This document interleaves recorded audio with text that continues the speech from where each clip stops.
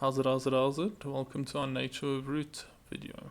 So, firstly, you've got to know what roots are. So if I have a quadratic equation, go ahead and solve that. The roots are my answers for x.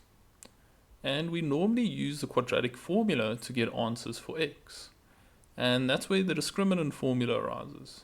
The discriminant formula is delta equals b squared minus 4ac. This delta, this triangle over here, often gets referred to as the discriminant, and that sits underneath a square root inside of the quadratic formula, which is where most of the logic of this section revolves around. So if I square root a positive number, I get something that's real, so my roots are real and unequal. If I square root a perfect square, I get something that's real and rational. So perfect squares are things like 1 times 1 is 1, 2 times 2 is 4, 3 times 3 is 9, so on and so forth. I like to know the first 13 off by heart. Okay, then the square root of a non-perfect square gives you the real and irrational stuff. The square root of 0 is 0. So if I plus minus 0 over here, I get the same answer for both, which is why we get equal roots. And if I square root a negative number, I get non-real stuff, which is why we get non-real roots. An important rule with this section is that anything squared cannot be negative. No matter what I put into x, if I put in minus 8 times minus 8 is positive 64. So you're always going to get a positive output with this thing. And then perfect squares can look a little bit different to the ones listed over there. So they can look something like 4 over 9, which is a perfect square over a perfect square. And they can also be algebraic expressions. So if I have x squared, that's a perfect square. If I have x minus 1 squared, that's also a perfect square. Just make sure you don't have a number in front of these things and then you're safe. And then if we had to plot the functions for the equations, the roots are the x-intercepts. So we can see with this parabola and this parabola, they both have two x-intercepts. So what we say mathematically, since they have two different x-intercepts, we say they have real and unequal roots. Now these ones over here only touch the x-axis once. So we say, because it only touches once, they are real and equal roots. These parabolas don't even touch the x-axis. They never ever cross through it. So we say they've got no x-intercepts or non-real roots. And then real roots is a combination of these ones and these ones. It could be either or. It could be real and unequal, or it could be real and equal. Jumping into example 1, first thing we want to do is get standard form. Okay, let's do that by getting this 5 over. Just remember, it changes to a negative 5 once you take it over. Once that is complete, I'm going to extract my a, b, and c values. If there's no number in front of x squared, it's a 1. B is the number in front of x, so it's this 2, and c will be this negative 5. So the question asks me to discuss the nature of roots. So if I see the word discuss, I follow this avenue down. So I'm going to sub in and simplify to my discriminant formula. So let's grab the formula quickly. And then when I use this formula, I like to use like a shell of open brackets like this. This ensures that the structure of the calculation is kept the same, and it makes substitution a whole lot easier. So I'm just going to put B in there, A in there, and C in there. Okay, and then do not do mental maths, just chuck it into your calculator, press equals, and it should give you 24. Now I'm going to analyze this 24 to get the nature of my roots. Firstly, I can see that this 24 is positive. If it's positive, it tells me that the roots are real. Then I can see that 24 is a non-perfect square. So if it's a non-perfect square, it tells me the roots are irrational. And then lastly, it's not 0, this number. What that tells me in terms of the roots is that they are unequal. So we can see it's falling into this category. My discriminant is bigger than 0, and we've got a non-perfect square, so it's real, irrational, and unequal. And now we've successfully answered the question. Discuss the nature of roots. The roots are real, irrational, and unequal. Alright, so question 2. Standard form is going to be a little bit harder to achieve. So what I'm going to do to make that happen, bring this minus 10 over, write this bracket twice, and FOIL. Okay, let's quickly go ahead and FOIL those brackets. You can see how the minus 10 now became plus 10. And then we just do the like terms over here. Plus 1 plus 10 is plus 11. Okay, now that standard form is out the way, we're going to extract our A, B, and C values. Okay, so A is that sneaky weasel in front, the 1. B is the negative 2, and C is the 11. Now I've been asked to discuss the nature of roots, so I'm going down this avenue over here. So what I'm going to do is grab this formula, sub in, and simplify. So let's grab the formula and make our shell of brackets. Okay, now that that's done, we're just going to insert B here. We're going to insert A there and C over there. Okay, and then I know what you might be thinking. Do not do mental maths. Just pump it straight into the calculator. It leaves less chance for error and it makes your work more accurate. So if we just pump that in, we get minus 40. Alright, now we're going to analyze our discriminant with this little table. Now I can see here my discriminant is less than 0, so I'm going to get non-real roots. So now I can just jump to the conclusion that my roots are non-real. And we have successfully discussed the nature of roots. They are non-real. Alright, vraagstel 3. It's going to be a little bit more complicated because another letter has entered into the picture, another variable. So we're going to stick to our guns. We're going to get our standard form. So what that means is I'm going to move this term over and I'm going to move this term over. And remember, you want it in the right order. You want the x squareds first, so I'm going to arrange those first. Okay, so I put those next to each other at the beginning once I take this over. And then I'm going to put this x in the middle. And then I just have to get the things without x. So I'm going to move this one over here, take this p over, and it becomes negative p.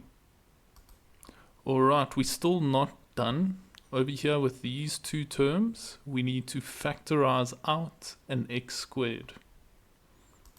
Okay, so let's go ahead and do that quickly. Let's remove the x squared. Everything else will stay the same. Okay, once that is done, it officially wraps up standard form. Now we can extract our A, B, and C values. So A is the number in front of x squared, or in this case, it's a binomial. B will be the sneaky little 4 over here. And C is whatever is left over that does not have an x.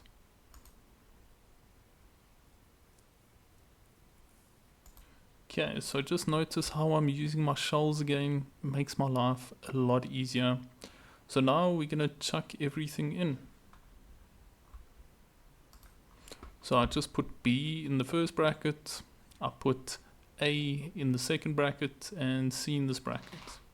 Okay, now I'm going to go on a fat mission to simplify this. So what I'm going to do first is I'm going to square this 4 and it gives me 16. And then I'm not going to touch this negative 4, he's going to stay there. I'm going to FOIL the brackets. So after I FOIL the brackets, I'm left with 1 minus p squared, and then I'm going to distribute this negative 4 inside that bracket. Okay, after I've distributed, I'm left with 16 minus 4 plus 4p squared. I'm going to do the like terms over here and rearrange it a little bit. And we're left with 4p squared plus 12. Now we need to analyze the discriminant, and this rule is coming into the picture. So something squared can't be negative. So this p squared over here, I know that that's going to be greater than or equal to 0. To state that mathematically, we just say p squared is greater than or equal to 0. And then I want this side to look like my discriminant. So I'm going to multiply this side by 4 and this side by 4. And then we get 4p squared is greater than or equal to 0. And then I add 12 to both sides over here. And I get that my discriminant will always be bigger than or equal to 12. So we know for a fact that it's going to be bigger than 0 if it's always going to be bigger than 12. So what I've done is I've successfully proved that my discriminant will be bigger than 0. So I know that we'll have real roots, and they asked us to show that the roots are real. So now I can jump to my conclusion. I know that this thing will always be bigger than 0, so I know that I'll have real roots. And that wraps up example 3. Alrighty, coming up to example 4. You know the drill by now, China beans. Gotta get that standard form, always. So what that means is I'll take this x in, I'll distribute this x in, and I'll move this minus 6k over to the other side. Okay, after I've done that, I want to get it in the right order. I want the x squared first, the one with the x in the middle, the one without an x at the end. Okay, so that wraps up standard form. Now we're going to extract our a, b, and c values. Remember, you're never ever going to have an x inside of your a, b, and c values. So a is that sneaky weasel over there. B is everything in front of x, so it's minus 4k, my b value. And c is like everything that's left over that does not have an x. So the 6k squared forms my c value. You don't need to take the plus because it makes no difference. But it does make a difference if you take a minus, so you've got to take the minus. Alright, now we've been asked to show the roots. So we're going down this avenue, show. So we're going to grab this formula, sub in, and simplify. Okay, so here's my shell of brackets. Let's insert b there, a there, and c over there. Okay, now that they've been put in there, we go on a fat mission to simplify this. So minus 4k times minus 4k, minus 4 times minus 4 is 16, and k times k is k squared. And then we're going to sort out this term over here. Now this 1 does not have an impact. So I can kind of ignore it and just distribute this negative 4 in there. And 4 times 6 is 24. So we get minus 24k squared. Okay, having a look at this line. This one's got k squared, this one's got k squared. So they like terms. 16 minus 24 is negative 8. Okay, once that's out the way, we're going to start analyzing the discriminants. Now this k squared will fall under the bracket of this rule. Anything squared can't be negative. So to state that mathematically, I write this. And now I'm multiplying that by a negative number. So this is the way my brain sees it. So I've got a negative number here, the negative 8. I'm timesing that by a positive number, which is k squared. So overall, that will give me a negative result, provided k is not 0. They really should state that in the question. But yeah.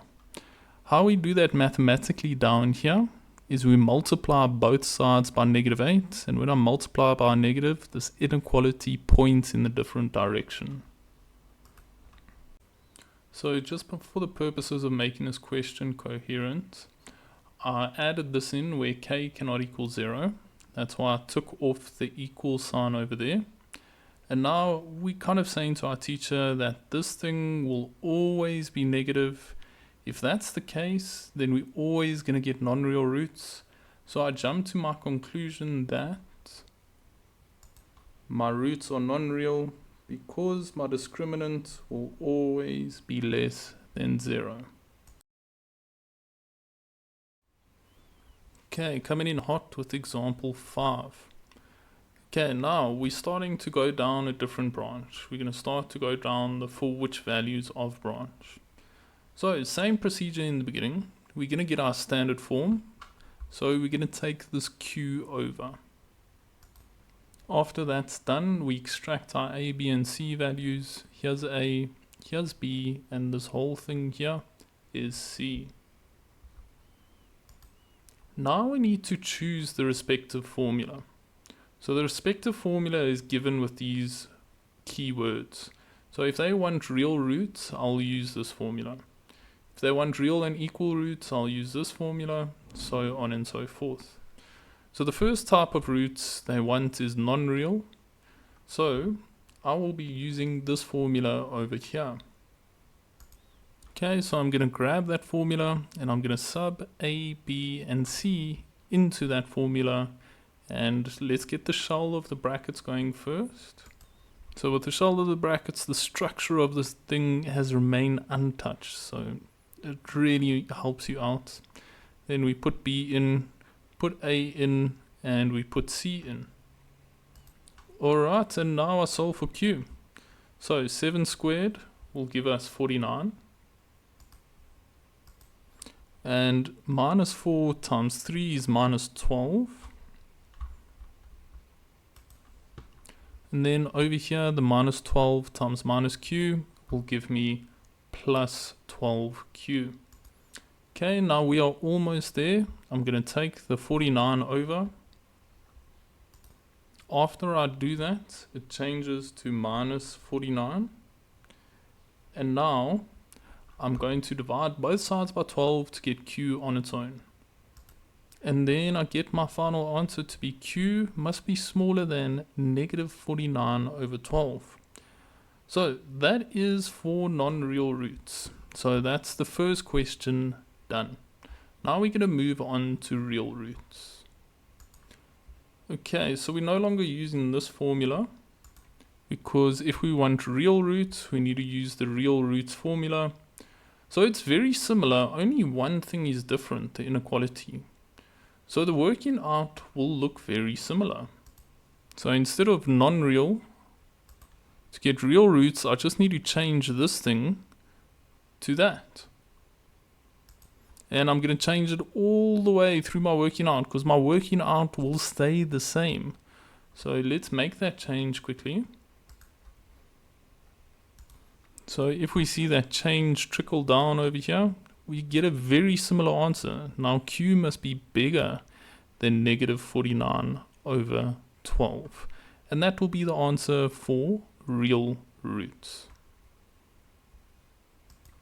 Okay, now we're going to move on to real and unequal. So I've got to use the real and unequal formula roots.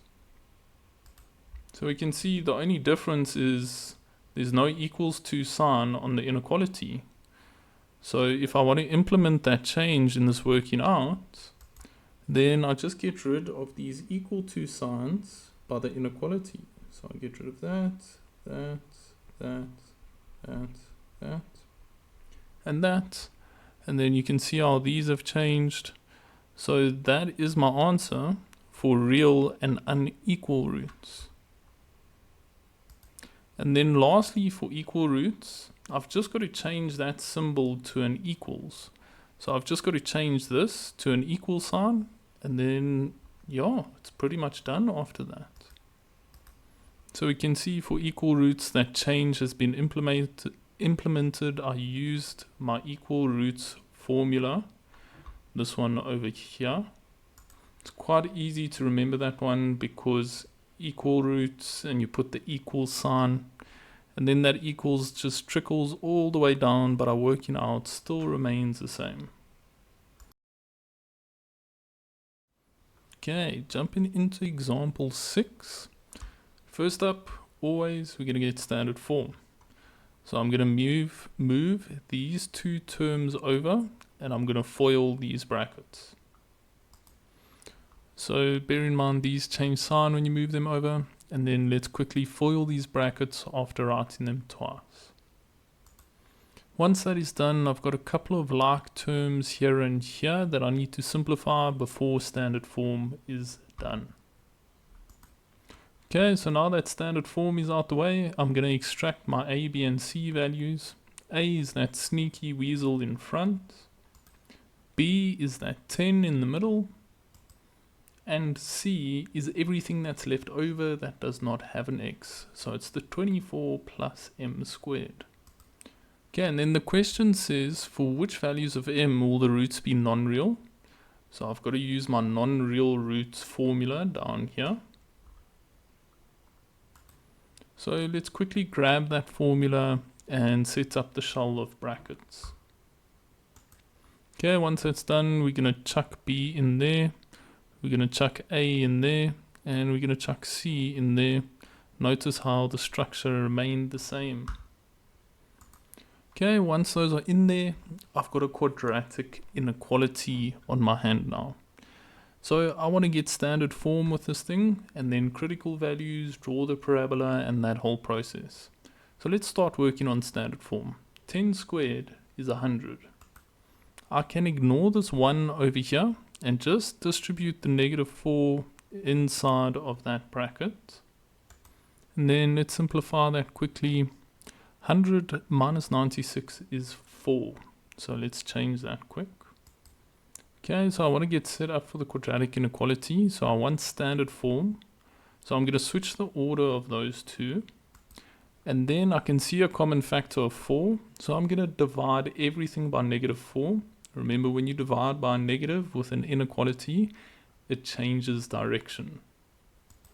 After that change has happened, I'm left with m squared minus 1, which is less than 0. Sorry, that should actually be greater than 0, because when you divide by a negative, the direction of the inequality changes direction. Now I'm going to factorize this thing because it is dots.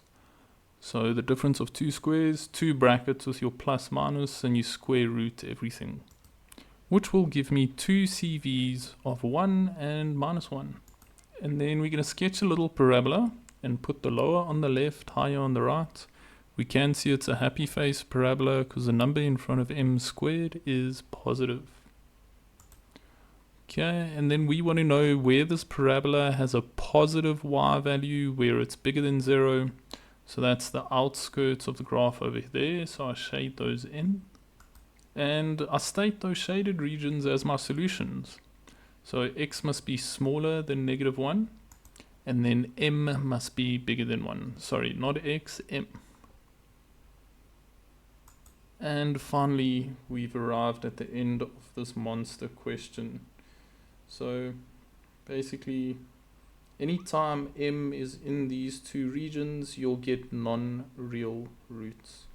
So very long, tedious question. Right, now we're going to go for the equal roots now. Okay, so if we're going for the equal roots, the same procedure applies in the first few steps. The only thing that's different is we're going to have to use a different formula. We don't want the non-real roots formula, we want the equal roots formula. So if we use the equal roots formula, this will no longer be an inequality, it changes to an equal sign, and so will all of these down here. And absolutely nothing else changes. So we can see how this changed to an equals, and so did all of these, and then your two answers are just -1 and 1. So the same working out is still applicable. And if m had to equal these two numbers, that's when we'll get equal roots. Right, coming in with question 7 or example 7, we have to get standard form. That's always step number 1 here. So I'm going to get this x inside the bracket distributed in, and I'm going to take these two terms over at the same time. Bear in mind, when these two move over, they switched signs, so now they're positives. Now there's two terms with x in it, so I've got to factorize out an HCF, or in this case a CF, a common factor of x. I know there's a HCF of 2x, but just remove the x and you'll see why in the next step. Now I can extract my a, b and c values beautifully. So a is that sneaky weasel in front, b is that bracket in the middle, and c is what's left over at the end that does not have an x. Now they want to know where I have unequal roots. So I've got to use the unequal roots formula. So I'm going to grab this formula and set up the shell of brackets over here. Once that's out the way, we chuck a in, we chuck b in, and we chuck c in. Okay, so now I have another quadratic inequality on my hands here. I'm going to FOIL these brackets and I'm going to simplify this term over here. Okay, so I'm just going to write the bracket twice in preparation for the foiling. I can ignore this one, distribute that minus 4 in. 4 times 9 is 36, so we get minus 36p over there. And now we FOIL these brackets. Okay, now we have a couple of like terms, the 16p and the minus 36p. Let's do those and at the same time reorder it so it's in the right order. Okay, so I move the 4p squared to the front. 16 minus 36 is minus 20. And then that positive 16 gets moved to the end.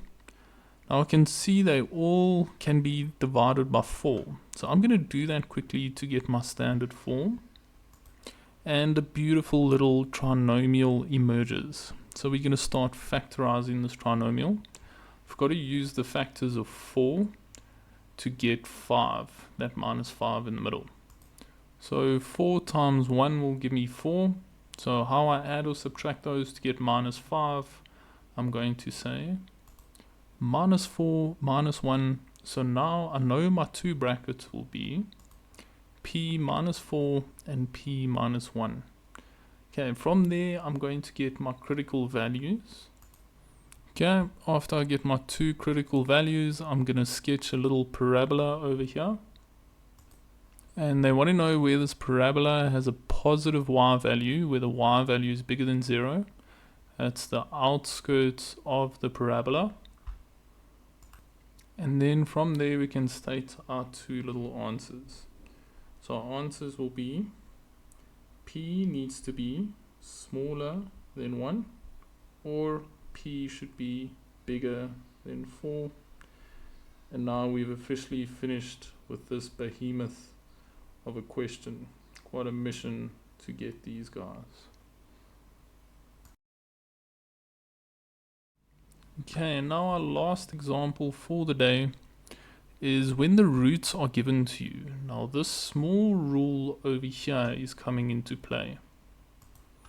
So the discriminant has actually been given to us. The discriminant is whatever is underneath this root over here if you are given the roots of a quadratic equation. So now I know that my discriminant is 7 minus 4p, aka b squared minus 4ac is equal to that thing. It's like they subbed it in for you and did all the hard work for you. So it's very nice, these questions, because you just grab your discriminant and go. Alright, so we want to know where it has non-real roots. So we're just going to take our discriminant, and then for non-real root, we make our discriminant less than 0. So let's implement that change quickly. Quite a simple change. We just make our discriminant less than 0, and now we solve for p. So let's take that 7 over to the other side, and then I'm going to divide both sides by negative 4. But don't forget the rule, when you divide by a negative, change the direction of the inequality. And then when I divide by negative, we can see that rule being illustrated there. These minuses cancel, just leave you with 7 over 4. And this is your final answer. Whenever the roots are bigger, or whenever p is bigger than 7 over 4, you will have non-real roots for this expression.